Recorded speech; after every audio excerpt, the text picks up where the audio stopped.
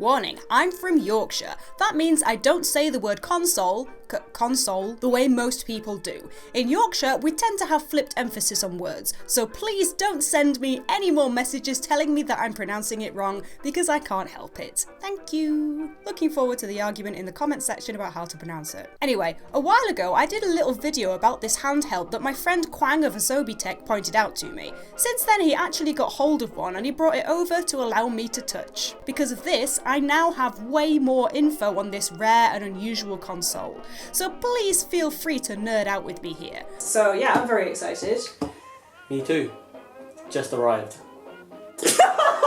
This is the Palmtex Supermicro, and it's pretty crap. It was released in 1983 by Californian company Palmtex, and because it's such a fragile thing and didn't sell too well, it's very rare these days, so I'm very happy to have been able to fondle one. So it was initially released in America, and it was going to be released in Europe, but then it didn't happen because... It's rubbish. Something happened, yeah, okay. It's a console of interest because it's one of the earliest handheld game consoles with interchangeable carts, after the Microvision. Incidentally, after lurking around in forums, I found that word on the street is that if you find a Supermicro that is labelled Palmtex on the box or on the inserts, it's much more valuable than if it's just labelled with Supermicro. Also, if you're interested, the NTEX Selector game was released before the Palmtex Supermicro in 1981. And they also released this hideous bad boy in 1982, which I will hopefully be looking at soon because it's fascinating, although this thing is a little bit too hench to be called a handheld. Oh, look at it! Take it anywhere for kids and adults. Look at how excited that adult is. Yeah. He's very, very excited. Anyway, sorry, back to the Supermicro. Now, one of the first things that's moderately interesting is that while this was made by the company Palmtex, they are called Home Computer Software Inc. on the box. It doesn't say Palmtex anywhere on this box itself, but in the Aladdin instructions, the console calls itself the Palmtex PVS Command Console. This is a tad bizarre. All I can guess is the instructions and box were printed in between changing the name of the console or something. Also regarding Palmtex and Home Computer Software Inc., I think maybe one of them was used for distribution? You know what, I don't even know.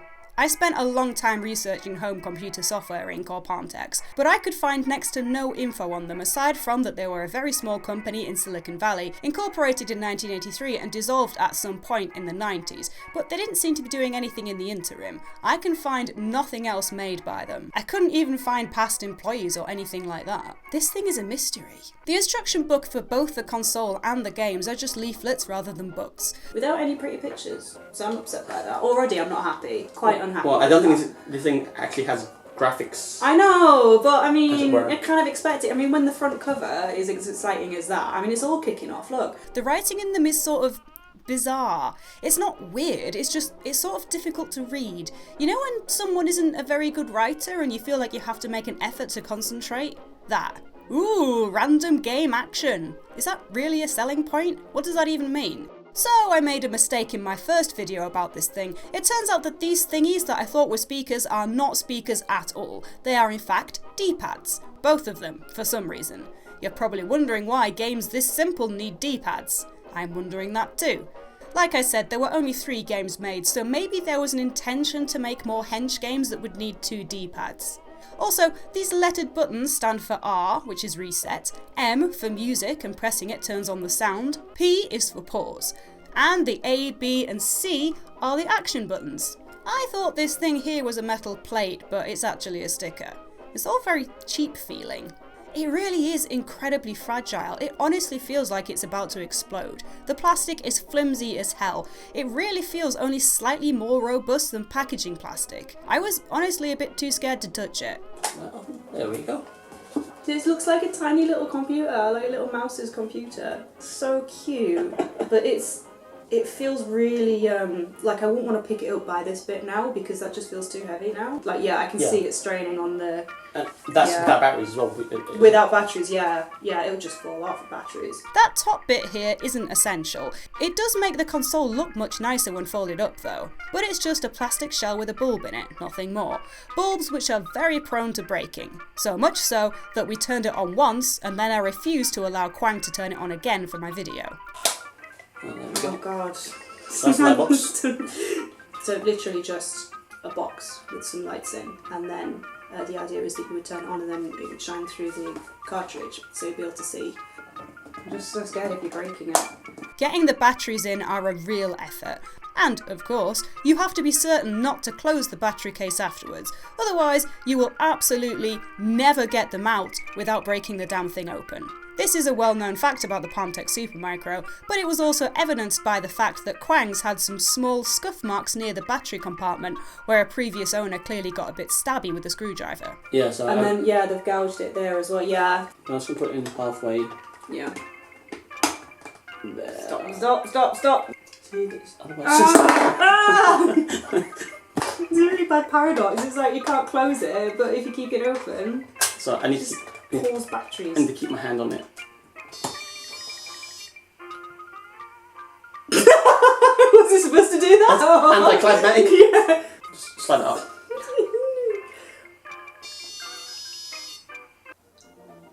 That's really anticlimactic. Good times. I thought it was going to be like this, or man, he played one, but actually it's just like this, or right, you're done. That's enough. The games clip in like the Microvision games do, so the games have all the game gubbins in them, as well as the screen that you will use to play it. I suppose a bit like the Tiger R-Zone, but I would hope considerably less crap. It feels like you'd be able to just snap it in half quite easily. Obviously I'm not going to do that because you would literally murder me. Okay, right, so first off we've got the Outflank game cartridge. Outflank is a game of Othello. Great. Let's understand that. So why did they not call it Othello? Because Outflank sounds cool. Outflank is the first game that we tried. It's essentially Othello with a more badass name, and honestly, I could not work it out at all. I can see Friggle, like, it's telling me it's my move. Yeah. So you need to put it on the other side of a white piece, in line with one of your red pieces. I can't see. Yes, home to be watching. Oh, illegal. Illegal. No. Go, your left. Now, aside from the fact that I'd completely forgotten how to play Othello, I could hardly see what the heck was going on in the screen. And that's not because we weren't using the light box. You can see the screen just as well, if not better, if you just use the light from a window. There is a contrast knob on the back of the unit, but fiddling with it didn't seem to have a huge difference on how it looked. Can you see what's going on here? Because I bloody can't, I've got no clue. Here we are trying to play Aladdin. Now obviously the fact that you can't really see what's going on is partly down to the reflection and my shoddy camera work, but honestly, I could hardly make out anything in person. Well, this one is actually broken. I thought I might be able to work out what is at least supposed to happen by staring at the screen, but no. This is a screenshot from the instruction book of what it's supposed to look like. The instruction book talks about using good genies and flying carpets. I think these rectangles are flying carpets and this is a genie. I think you're supposed to capture the bad genies or something. This lass looks happy, doesn't she? I have no idea who she's supposed to be. Random lass woman. Quang doesn't have the third game React Attack, so again I'm using this footage which I used in my initial video so that you can see it. Shot by the curator of Handheld Museum, Rick Morgan, link in the description.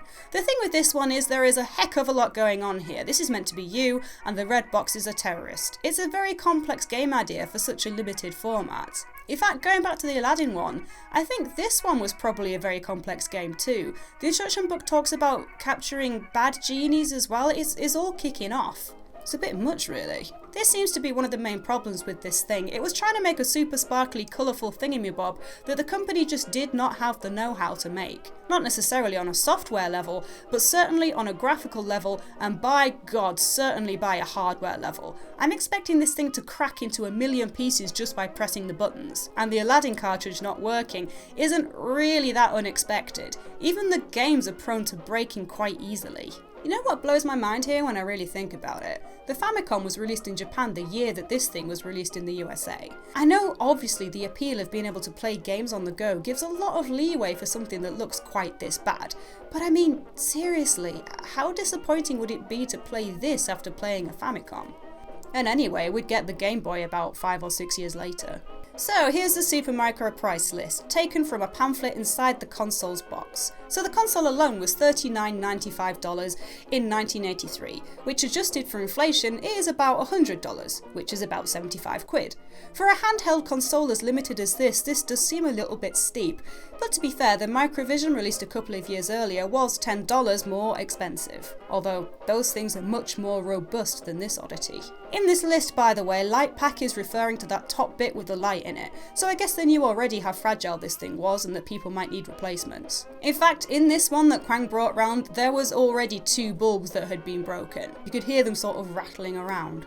Now, according to the Game Developer Research Institute wiki, Woodside Design Associates had granted or purchased or whatever copyright of Crystals of Morga and Spellbound to the Supermicro. So it's fair to say these games maybe had been planned, but this thing was such a failure that it only had 3 games before it was discontinued. But I can't imagine if the games had been released that they would have been much more readable than these ones. I mean, my friend was insistent that this Othello game was viewable, but I could not see a damn thing. All in all, I'd say this might have been a decent console at the time if it wasn't so, You know what, actually, screw being nice, I don't think this would have been decent. I mean, look at the Microvision screen. Sure, it's basic, but it's obvious what's going on. It makes it so much more playable. Plus, this thing was hench and could take a bit of damage. I mean, it wasn't indestructible by any sense. It's very susceptible to screen rot. But the actual build of it was so much more robust than this thing. And come to think of it, probably a lot easier to slip in your pocket. Home Computer Software Inc. were trying for something really nice with adding the colour, but it's just a bit of a mess. In any case, handheld gaming didn't really take off until Nintendo threw its hat into the ring with the Game & Watch series. All in all, while it's interesting that it is an early handheld, it's kind of a crappy handheld. But it's still better than this handheld. Am I right? Am I right? Topical humour that no one will get in a year's time. Unless you're watching this from a parallel universe and it has actually been released and it isn't bollocks. Please don't sue me, RCL. I think we've covered everything. Covered everything there is to cover. Oh my god. No. So yeah, that is the Palmtex Supermicro. Thank you very much for bringing it over and letting us have a look at it. Thank you very much for watching. And if you want to see more of this kind of thing, let me know in the comments. Bye.